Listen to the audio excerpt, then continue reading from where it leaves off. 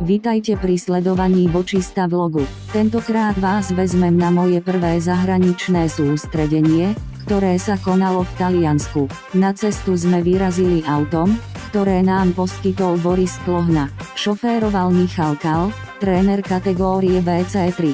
Ráno sme vstávali už okolo 5 a vyrazili do Prešova, kde sme presadli do druhého auta, ktoré šoféroval Michal. Čakalo nás približne 1000 kilometrov cesty, čo je viac než 9 hodín jazdy. Cesta by bola v pohode, keby nás v Slovinsku nezastavila dlhá kolóna, ktorá nás zdržala o dobré 2 hodiny.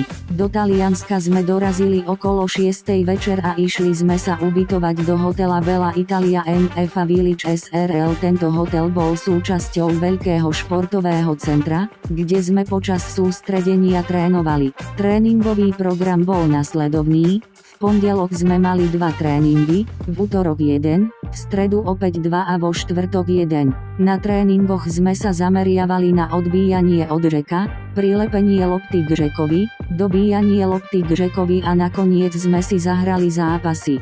Medzi tréningami sme si užívali chvíle vonku pri Jadranskom mori, kde sme relaxovali a načerpávali energiu. Navštívili sme aj miestny kostol, ktorý bol kompletne bezbariérový, čo nás veľmi potešilo. Počas nášho pobytu sme zažili aj atmosféru Halloweenu.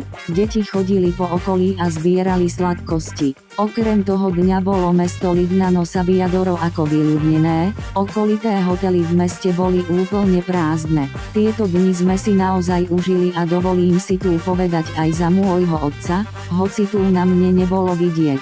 Ďakujem všetkým, ktorí sa venovali kategórii BC3, a hlavne Michalovi.